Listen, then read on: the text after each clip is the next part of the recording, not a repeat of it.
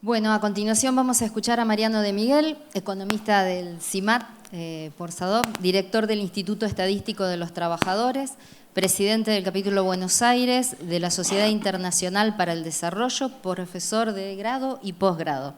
Bueno, te escuchamos, Mariano. Bueno, muchísimas gracias a todos, especialmente a los compañeros y a las compañeras de SADOP Rosario que me hayan invitado. Para mí es un lujo estar acá. Voy a dar, como me pidieron, una mirada o intentar hacerle una mirada económica, aunque no economicista. Yo siempre recuerdo, quizás ustedes lo saben, ¿no? Pero no hay que olvidar las raíces a veces de las palabras. Economía viene de oikos y nemos, ¿no? El hogar completo y su administración. Y en general olvidamos que la economía es política no porque sea partidista, sino porque en el origen, cuando el concepto nace, sobre todo en las voces, por ejemplo, de filósofos como Aristóteles, la economía era política porque el hogar que estaba pensando no era la de la familia individual, sino la polis. Entonces, si uno mira la economía desde ese ángulo, una mirada económica es necesariamente una mirada en el límite política, sencillamente porque la economía está encastrada en la sociedad. Entonces, un par de reflexiones frente a eso. Lo que creo que viene bien de cara a ustedes es que, por suerte, por las características del panel y de la presentación, yo había traído lo que decimos nosotros, una presentación con un montón de slides que a ustedes les va a llegar. Digo por suerte para ustedes porque vieron que los economistas, le decía Magdalena, somos como con los datos, somos con los médicos, con los medicamentos, siempre traemos, ¿no? Y además tenemos la virtud de los economistas al lado de los médicos que no torturan los medicamentos, nosotros sí a los datos, ¿no? Hay una frase famosa de un economista que decía, los datos se los pueden torturar hasta que confiesen. Así que, bueno, tengo que prescindir de los datos, usaré a lo sumo algunos de ellos para poder explayarme en dos o tres ideas fundamentales, yo diría dos, respetando esto de desafíos presentes y de desafíos futuros. Y me subo a caballo de algo que decía Pedro al comienzo, creo que al comienzo de su exposición, que decía, hablando de cuál era la salida, si era la educación o finalmente el trabajo. Yo diría la salida es el trabajo, y diría una frase que parece que juega con las palabras, pero el mejor negocio es el trabajo. Y digo negocio porque a veces también olvidamos con esto de las raíces de las palabras que negocio viene de nec otium, ¿no? Negación del ocio. Y esto es muy importante en una economía como la que vivimos, que es de mercado y capitalista, porque quien no trabaja no se dedica al ocio creativo, sino que está virtualmente desintegrado. Entonces es muy importante pensar que este negocio es el trabajo y que la salida es el trabajo. Y en esta salida del trabajo, y acá arranco con las dos reflexiones, una más ligada a la coyuntura y al corto plazo y los desafíos que encuentra, y otra más ligada a esta mirada al largo plazo y los desafíos que encuentra. El corto plazo, para mí, uno de los principales escollos es que vivimos una circunstancia, una coyuntura muy delicada que supone más que crear, destruir trabajo y destruir empleo. Y para que se empiece a construir y volver a recuperar trabajo y empleo en la Argentina, y sobre todo trabajo y empleo de calidad, nunca hay que olvidar que un porcentaje no menor, yo diría entre el 40 y el 50% del trabajo en la Argentina, dentro del mercado y de la población económicamente activa, tiene un nivel de precarización importante. Para que esto ocurra, la economía se tiene que empezar a mover. Y para que la economía se empiece a mover, lo que decimos los economistas es que la economía tiene que crecer. Con la segunda reflexión voy a tratar de mostrar muy rápidamente, opinar, por supuesto ustedes podrán estar en desacuerdo, que crecer no es todo. Yo diría que el crecimiento económico en el mundo en el que vivimos es una condición necesaria, no suficiente, de un desarrollo más integral, económico y social. Pero crecer es indispensable. Y Argentina tiene un problema hoy bastante serio para crecer, que yo lo resumiría en el siguiente cuadro. Si uno piensa, dice, bueno, yo quiero que la economía crezca, ¿por qué? Y bueno, porque si la economía no crece siquiera 3%, no puedo garantizarle a los pibes y a las pibas que se incorporan al mercado de trabajo que tengan una posibilidad. Ahora, por cada 1% que crece la economía argentina, necesita 3.000 millones de dólares adicionales. Y alguna de ustedes me puede decir, Mariano, ¿por qué es esto así? ¿Siempre fue así? No, no siempre fue así.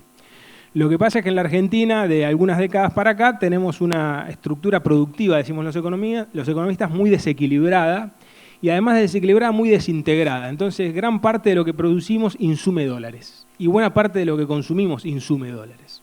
No siempre fue así, digo, porque uno puede pensar en los autos, ¿no? Es decir, la integración nacional de la producción de autos promedio debe ser del 25-30%. Alguna vez producíamos autos con más del 90%.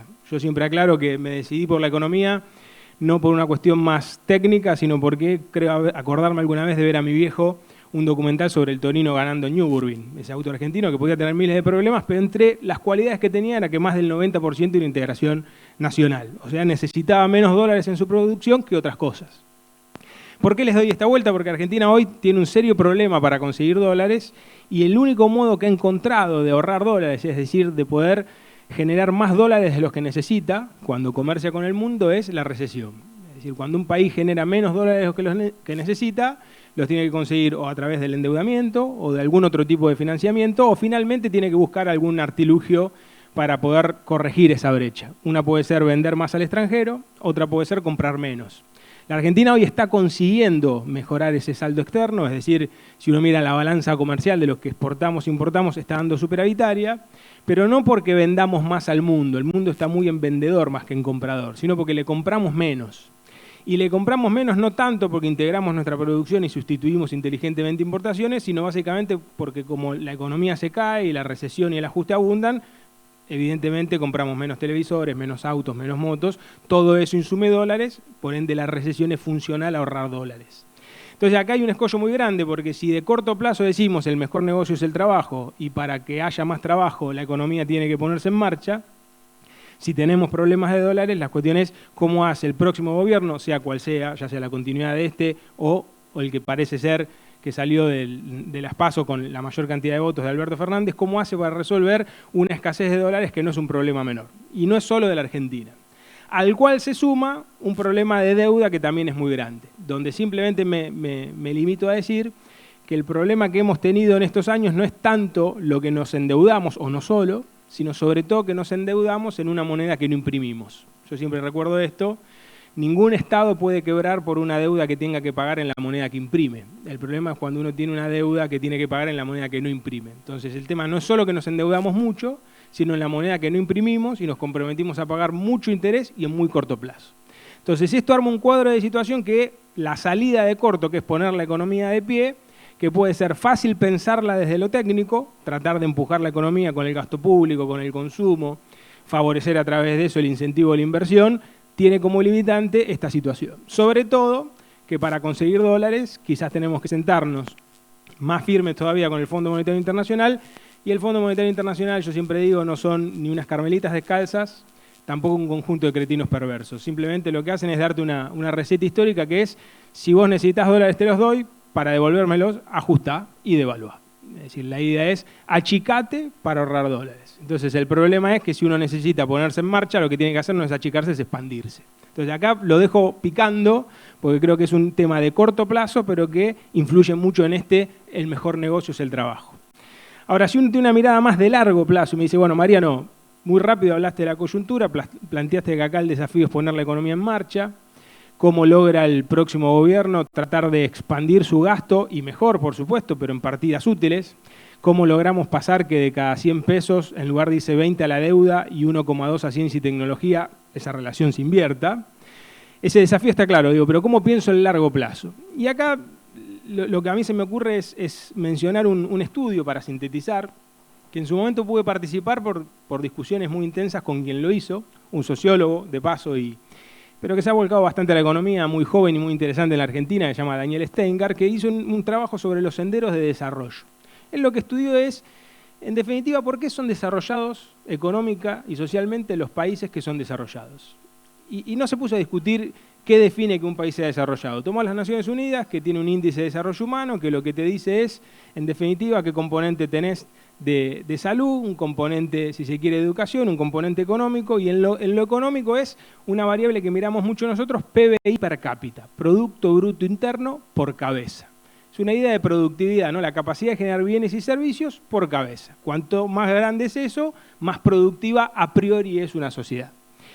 Y Daniel dijo, bueno, ¿por qué los países que tienen esta cualidad son así? ¿Qué hacen? Y la hipótesis de él era que los países eran así básicamente por lo que producían. Entonces se encontró con que había muchos países que de repente, cuando uno miraba lo que le vendían al mundo, vendían algo de mucho valor agregado, pero eran países subdesarrollados. Filipinas, por ejemplo, México. Entonces, ¿qué pasaba o qué pasa con Filipinas, que exporta mucho valor agregado, que uno supondría que eso es una expresión del desarrollo y es un país subdesarrollado? Y es que exporta un valor agregado que no agrega. ¿Qué pasa con México? Lo mismo. Entonces llegó a la conclusión de que en definitiva los países que son desarrollados, en toda la evidencia internacional disponible, lo son esencialmente porque logran producir con valor agregado y ese valor agregado expresarlo en aquello que exportan. Un ejemplo útil es Noruega. Noruega, si uno mira lo que exporta, dice es un país primario, exporta esencialmente petróleo, que es un bien primario, pero atrás de ese petróleo hay que sacarlo offshore en el mar, eso implica maquinaria y equipo muy sofisticada que la hacen los noruegos, eso implica investigación y desarrollo y una educación aplicada a eso que se hace en las escuelas y en las universidades noruegas. Entonces hay valor agregado atrás.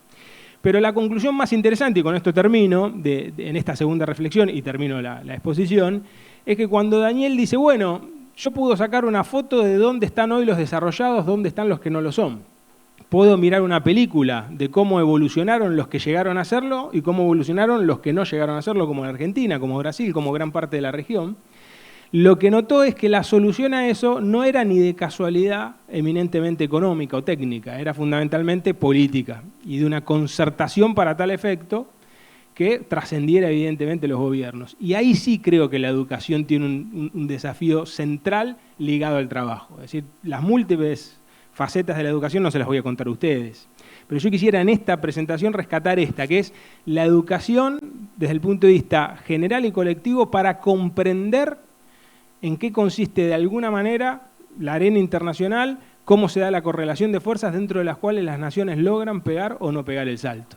Y esto me parece fundamental porque ese largo plazo está muy ligado con el corto plazo del que hablaba antes. Es muy difícil pegar el salto al desarrollo en el largo plazo, desarrollo económico, social, con integración, si no se resuelve en el corto plazo lo más elemental que es poner la economía de pie. Es decir, no hay experiencias de desarrollo en el marco de la recesión y del ajuste. De la misma manera, no alcanza solo con recesión y con ajuste. Entonces me da la sensación de que viene muy bien que pongamos esta relación de educación y trabajo en su lugar, cerrando diciendo, el mejor negocio como arranqué es el trabajo, es decir, la negación del ocio es el trabajo. Ese trabajo tiene o requiere un desafío de corto, pero ese trabajo también requiere y exige un desafío de largo, donde en los dos casos la educación es decisiva. Casi daban ganas de largarse a llorar con la compañera que hablaba en el video al comienzo y decía cómo veía en la escuela que llegaban los problemas del hogar. Es decir, ahí uno ve cómo en el corto plazo se ve afectada esa magia que es la escuela, y la educación por una coyuntura muy lamentable.